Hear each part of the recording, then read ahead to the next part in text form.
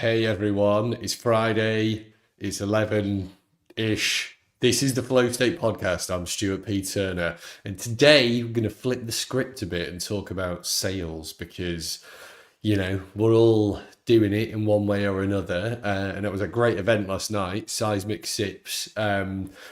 So Seismic kindly, chucked a few drinks and some food on. Interesting panel discussion, co-organised by Pavilion. And look, there was some really interesting insights, takeaways. It's great just to get together and chat with people in sales who tend to be pretty fun and outgoing.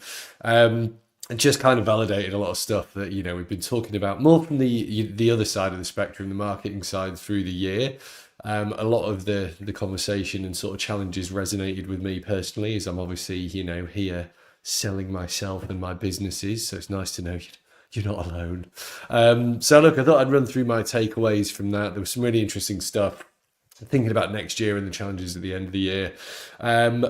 Apologies just before I begin as well. If you were here last week desperately wondering what was happening, there was no podcast last week because my son managed to break his big toe just walking around the house. Don't know how he managed that, but that somewhat threw the week into chaos. So the podcast was not a priority.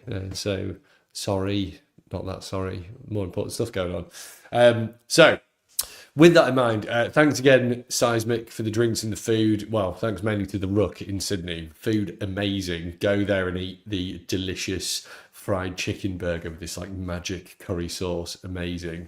Had some good veggie options as well. But it wasn't just all about the food, but the food was definitely a highlight. So look, what did we talk about? Well, there was a really interesting panel. I'll kind of tag everyone, and I'm going to write a post about this as well. And just kind of, obviously, if you want to sort of follow any of the people that were there, there's some interesting speakers and opinions going on. It was largely a group of people as part of the Revenue Enablement Society as well. So it's obviously a lot of people in sales or business development roles, all kind of, focused on driving revenue. A lot of people who are directly responsible for the activities that drive revenue. And the funniest thing I found, I'm going old school today as well. I've got a notebook, I've got my pen, just mixing it up for the end of the year. So a few things that I found resonated. Personally, I found it's been a challenging year on the sales front. And I don't know if, if you're listening and you've ever done a sales job. So I've never sold other people's stuff. I've only ever sold, I have sold other people's stuff. I've sold, but it's always been me doing a part of it. So in my agency days, when we were doing B2C, I was largely focused on growth and retention when I was employed by other people. So, account management, account direction, delivering consultative services. And I would never have characterized that as a sales job at the time, but obviously it is because I'm either selling my specialism, we're selling the team, our services, the output. But look, I never really looked at it that way because we were naturally doing the whole consultative sale. We do stuff, it clearly drives value. That to me is a pretty easy thing to do because it was stuff that I was doing. So you just talk about that in a way that you get excited about, right? And people get excited as well. And then if you do it well, it's pretty straightforward. So that was kind of my, where I started, mainly growth and retention. Then when I moved into, I set up my own contracting freelance business before I left the UK. So that was just selling SEO and analytics. And that was my first taste when it's probably mid to late 20s when I was doing that, of just how hard it is to actually develop new business and sell to new people. Because while the digital industry at the time was all on the up and up, people just don't, they don't want to know. Everyone's busy. They're all doing their own thing. You're just another, door knocker or, virtual door knocker trying to grab their attention for some reason. So yeah, it's pretty hard work. I was I was under the illusion that a lot of people probably are, that I'm a likable guy. I'm good at my job. Obviously people are going to want to work with me. They'll just know that that's the case. And you're like, mate, they don't. And they don't care until you make them care. So yeah, that was a bit of an eye opener. And then obviously fast forwarding to now, I'm sort of, flow state is not necessarily structured around working with hundreds of clients. It's, do big work for a small number of clients type business, but I still obviously have to find those clients. Just because it's a small number doesn't mean that they're just magically coming out of nowhere. So that in and of itself is a challenge because we sit in an interesting space where, we're a growth business. We're sort of we draw together sales and marketing, which is where we build our solutions. But depending on who you talk to, that can mean different things, and the way that we deploy them can be very different. So it's it's a consultative sort of long sell. And then obviously I've built a SaaS business. We're building another one at the moment, and I personally find those a lot more straightforward because products either do or don't do things, but the exciting part is like, what can you do with them? And that's where bringing in the consultative hat again, like, anyone can pick up a new software, right? But just like anyone could pick up a guitar, but it doesn't mean that you're going to be able to play it well. You can make some noise, but you can't necessarily play a song. So I feel like that's if we like a musical analogy, that's the difference. So yeah, getting back around to the takeaways from last night, why I found this interesting was there's a lot of chat of like this year deal slippage was a big topic of conversation, and how there has been a lot of it. And obviously we're approaching the end of the year, and that for us here in Australia is a sort of time that I both love and hate, because the reason that I'm still down here and now an Australian as well as a British guy is it is the work-life balance down here is amazing. So, December, January, summer holidays, everyone's going away, weather's amazing. You just kind of, everyone's sort of winding down a bit, and it's nice just to not have the mad, hectic, almost frenzy of what used to go on in the UK around Christmas, where everyone's just like mad for like a bit of time off and desperate to just have a bit of a break. And you've got the looming, nightmare of the long winter coming in January. So it's so different here, which is cool, love it. But the challenge is, as someone who works fast and is generally fairly impatient and always like, looking a step or two ahead, which is my own personal challenge, it's a difficult time to generate momentum and traction, I would say. So I wasn't hugely surprised to hear that, deals stuff is slipping. However, it was interesting to hear that it's been kind of happening all year, like from the start. And I would put that down to just, the macro issues, right? Like we've got cost of living going on here. We've got, geopolitical disruption. There's rumblings of economic upset. There's tariffs. Like, there's been a huge amount of firings across certain industries like that. Just, it lends itself to being cautious, right? Which you can understand, but obviously it's a challenge if you're trying to sell stuff. And there was, there's a lot of interesting chat last night about how people are addressing that, and, the ways that they're trying to sort of get things moving, which I found very reassuring. So that was good. That was takeaway number one. Number two, which is probably a common theme. So if you've listened to this show throughout this year, and also the first and second series, AI has been a hot topic. AI is we're getting used to AI now, and I think it was one of the seismic guys who was saying the frothing is sort of dying down about it now, which I enjoyed. But we're all, I feel, realizing that AI has now been shoved into everything, and Google are a great example of this, where like they've just pushed Gemini down everyone's throats. My Google Workspace now costs me more because they've forced Gemini on me.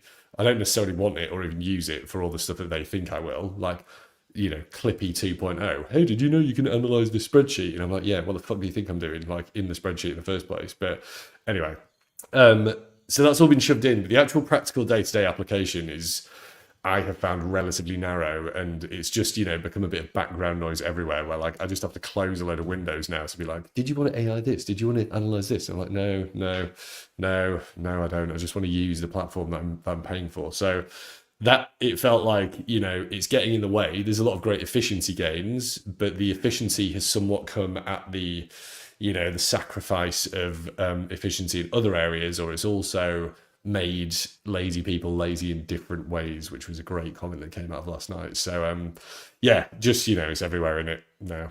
We're dealing with it. The other thing that was fun was there was a lot of discussion about the sales marketing gap, which is a favorite topic of mine, going back even to my previous company days, 5 or 6 years ago. So if you are not familiar with the concept of the sales marketing gap, if you are, you're probably experiencing it directly day to day. But for those who might not know what it is, the sales marketing gap emerges when an organization gets to a certain size and complexity, and there is a certain size of sales and marketing resource within that organization, and the two tend to drift apart. And in sort of traditional-ish terms, where the issue is marketing in B2B, typically is looking at a lot of top of the funnel stuff, right? So they are doing great brand awareness stuff, messaging, product stuff's getting out there, organizing events, all very important stuff. They'll be like, look, we're generating loads of great MQLs from this, right? Marketing qualified leads. Sales at the bottom end of the funnel obviously are very focused on one-to-one and buyer group relationships, generating deals, generating traction, like signing deals and actually generating revenue. They tend to generate all their own SQLs or sales qualified leads. And the challenge emerges because the gap between the two and the definition of those two things is often worlds apart. And a lot of the marketing leads will drop into a bottomless pit in the middle of the funnel that from whence they will never emerge. And the SQLs all come from somewhere else because the sales team are finding them all. And there's a variety of different challenges and ways that this emerges. But the short version, which came out of last night, which is the recurring theme, is marketing don't really know what sales are doing and have limited interest because they're all kind of marking their own homework and typically, just are under a lot of pressure to get a lot done under constantly shrinking budgets. So look, no judgment whatsoever here. I've seen both sides of this. Whereas sales obviously just typically have no idea what marketing are doing or see it as completely irrelevant to what they're doing. And as noted, the leads that sales are getting don't often come from marketing, or they'll take marketing leads and they'll just sit in the pipeline because they're just deemed to be unqualified or not qualified enough. And that challenge, though it amazes me, is still here today. And that's partly why I have a job now and my business exists. So as I was saying earlier, that's where Flow State slots in. Because I've done both extensively, and have direct experience of both these things, and I get I'm not a marketing guy or a sales guy, I'm actually a digital guy that understands both. That allows us to sit in quite a unique position where we can bridge the two and help them work together more effectively. So I was talking to a lot of people about that last night and how that was working in their orgs, and obviously can't name names or talk out of school, but there was a lot of fun stuff there that all was very familiar to me. So it was nice just to to share a bit of that. So that was takeaway number, what are we on, 3? Number 4, which I found particularly interesting based on what I'm doing now, is that a business case is no longer enough. So one of the direct challenges that we're working on and that we solve with Flow State and we'll solve with our new technology next year is a lot of sales is driven by a focus on one or two key decision makers, right? Because traditionally that's the way it's worked in less complex times, going back probably a fair way. And depending on your industry and the complexity of the things that you're selling, you will be selling to a buyer group, right? So buyer groups are who you are selling to. You might not know them all. You might not even talk to them all the way through the process, but they're there. And the challenge that people are finding now more directly, and this came out of last night as well, is that you might present a great business case for your product or service or whatever, and your key decision maker is like, yeah, brilliant, we'll get it over the line. But then someone else is going to turn around, one of their stakeholders who's in the buyer group, and suddenly be like, oh, well, you've got to pitch this to our team and come in.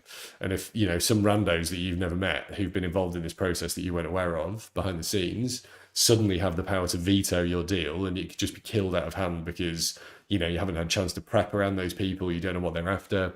You don't know what their agenda is, and you just get thrown in at the deep end, and that can just destroy something. So that's part of what we address directly, is learning about your buyer group, generating actual full buyer group intelligence, so that you don't get blindsided by these things. But look, it's challenging because not everyone's going to let you into that degree either. So there's a lot of sort of forensic sales work that you need to be doing at the sort of the development stage to build up to that. So that was interesting because I've found, obviously I have a lot of conversations about this. This is what we're doing across our engagements, and where this becomes super interesting, it's just, sort of as everyone was talking about, you're selling in the value, going back to consultative sales. You're not just selling a product, you're not just selling a time saving on its own or, an upside or whatever. You've got to build the longer range value to show people that you can be trusted and you're a safe pair of hands. And building that consensus across a group of people that you don't necessarily meet or know is hard work, right? So that's, that's interesting, I found. And the other related point that came out of this, which was 4A, if you like, is, look, everyone's cautious at the moment. So going back to what I was saying about, deal slippage and nervousness around signing stuff off, there's a lot of uncertainty and people want a safe pair of hands. They want to know that they're bringing a trusted partner in. And again, you've got to work to build that up. So a lot of comments last night as well about how the prep work is taking a lot longer, which resonated with me, because I think just building trust doesn't happen overnight, right? You can't just suddenly meet someone and, be like, oh yeah, great, let's get married right now.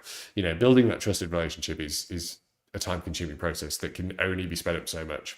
So that was an interesting one. And look, number 5, the final one, which I found quite amusing given what we've all been talking about on the AI front, is now that people are a bit more savvy about AI and the risks around it. A few people mentioned that, some big deals had just been killed because AI had got parachuted in at like the 11th hour, and it just scared off like the prospects they were talking to, because everybody now, or maybe not everybody, but most people who've been directly involved in AI and are now thinking more about the privacy issues, the governance problems, regulation, how are they protecting their teams and their staff? How are you protecting your data? How are you protecting your business IP? These are all very valid and very serious concerns. So if you're a vendor, particularly a product business, for example, it's less of an issue for services because we're pretty agnostic. We don't care what we use. But yeah, if you're a product business and you're like, oh, there's a lot of chat about HubSpot's latest updates and all the AI stuff they've been banging on about. And you're like, yeah, great, you've dropped AI into your platform, but what are you doing with my data? So like for CRM, that's particularly concerning because you're obviously putting a lot of very high value first party business critical information in there. So people are quite rightly a bit concerned about what HubSpot, for example, are going to be doing with that data and how they're using it and whether that really is in my best interests as a customer or is it in their best interests as a business. And this all ladders back up to the bigger topics that we've been discussing around the sort of the structure and nature of software in particular, because that whole, Silicon Valley driven growth at all costs, which we talked about earlier in the series, like approach is what's causing a divergence of agendas, I think, because, investors in businesses want to see returns. And if they're pushing businesses just to grow, the growth of that business does not directly align necessarily with what made them great as a company in the first place. And I'm sure you've seen countless examples of this yourself. I've seen loads where you sign up to a piece of software, it's amazing for a couple of years. You're like, wow, these guys really love their customers. Suddenly they get funded and, the agenda changes and it's just like features, crap everywhere. And I know I've probably unfairly just ranted about Canva a lot, but they're a perfect example to me of I've never really liked it. I know why people like it, but I don't like it. But over the course of their continued growth, all they've done is just like ramming stuff in left, right, and center, cover as many use cases as possible. And look, that makes sense from a growth point of view, because it's how they make money, right? But to me, when I log in there now, it's just like a mess of stuff they're trying to sell you, random crap, like the UI is horrible, like it just doesn't gel with me at all. So I just think that's one amongst hundreds of tools that not to unfairly pick on Canva that I've had that experience with. So look, I think we're coming back to what I was saying, if you're selling software, like that's in the back of everyone's minds as well, like you can't discount that experience that everyone's sort of referring to. And I wanted to round off this little rundown with the reassuring / possibly horrifying fact that everyone, I think, agreed last night that you just, no matter the systems and the science and the processes you have around your sales and growth process, you cannot account for the, mad wildcard element of just human sort of behavior in these processes. And as I was saying at the start, no podcast last week because we had a medical emergency, right? Like you can't account for that stuff. You can't account for people's possibly background concern that you might steal all their data. Maybe there's some sort of mad cooker who lives out in the countryside, they're a sovereign citizen. You don't know. So that's where buyer group intelligence obviously becomes very important, and just spending more time on the groundwork. So look, that was it. It was a really useful evening. Great to see a few familiar faces and meet a load of new people from across the the sort of sales and growth community around Sydney. So thanks everyone who was there. It was awesome. And yeah, look, I guess like good luck to everyone who's trying to close stuff before the end of the year. We're in the same boat. We're trying to get stuff lined up for 2026. The wheel never stops turning when you're in a sales role. So great to see everyone in such high spirits. And look, if you found this useful, I'm keen to, sort of look at plans for next year and where we're going to go with the podcast. So hit me up if you want to jump on. And I hope you have a wonderful target smashing end to the year. I will be back for the next couple of weeks, and then we're probably going to wrap at the start of December on this series. So, get it in your ears while it's still available. See you next time.